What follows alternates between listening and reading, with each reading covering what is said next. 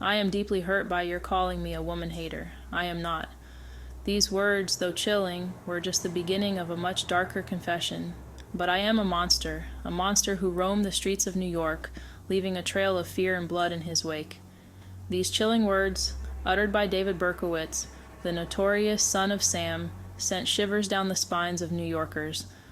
During the sweltering summer of 1977, the city was already on edge, grappling with a heat wave and a blackout, and now a serial killer was on the loose. A killer was stalking the city, preying on young couples in parked cars, his weapon a .44 caliber revolver. The randomness of his attacks made everyone a potential target, and the city was paralyzed with fear. Fear was palpable. The city that never sleeps was losing sleep. Parents kept their children indoors, and couples avoided secluded spots. The vibrant nightlife of New York dimmed as the shadow of the son of Sam loomed large. The hunt was on for a killer hiding in plain sight. Police were inundated with tips and leads, but the elusive nature of Berkowitz made him a ghost in the urban jungle. The media frenzy only added to the chaos, with headlines screaming of the latest attacks and the public's growing hysteria. The Son of Sam case remains one of the most unsettling chapters in American criminal history. It wasn't just the brutality of the murders, but the psychological torment that Berkowitz inflicted on the city.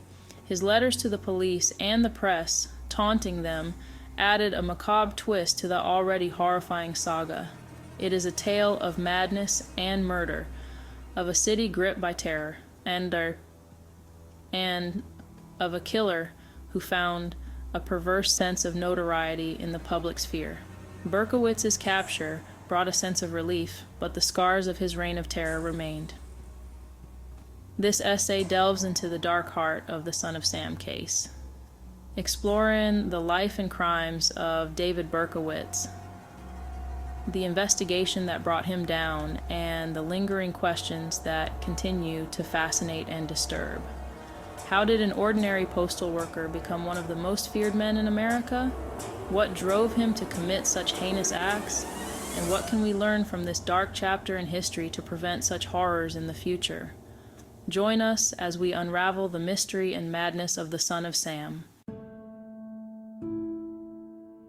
David Berkowitz was born Richard David Falco in Brooklyn, New York, on June 1, 1953.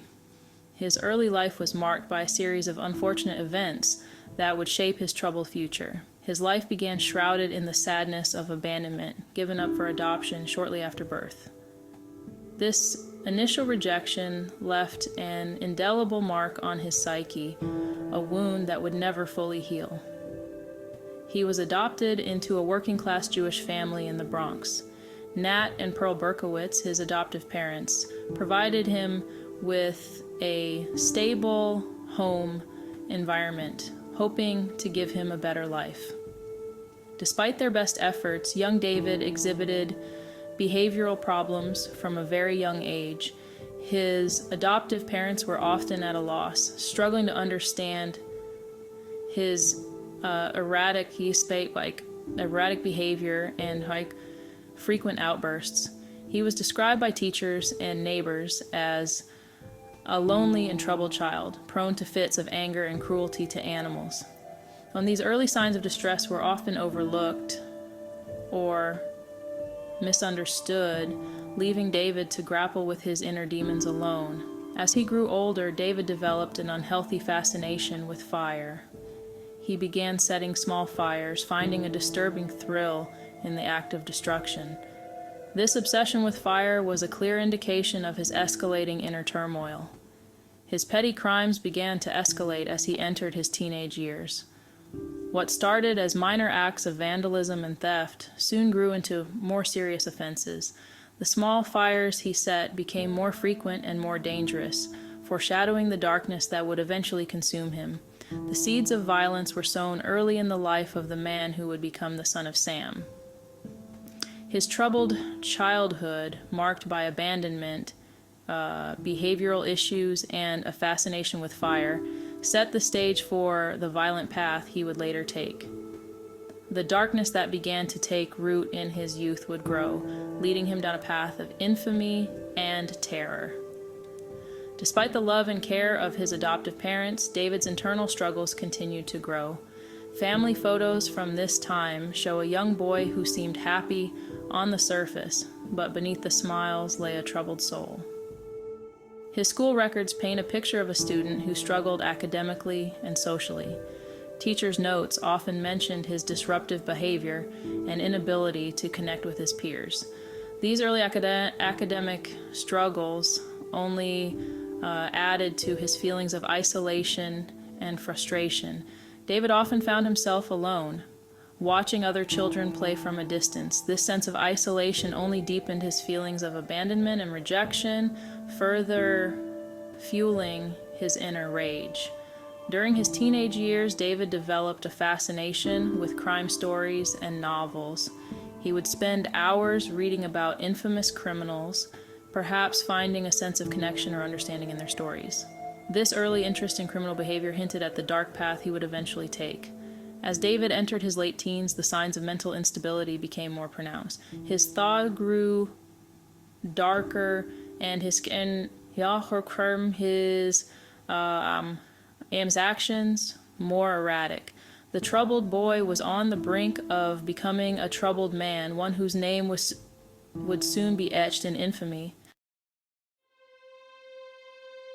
The son of Sam's reign of terror left an indelible mark on the lives of his victims and their families. The fear and uncertainty that gripped the city during his killing spree were palpable, and the scars left behind are still felt today. Jody Valenti and Donna Loria were the first victims.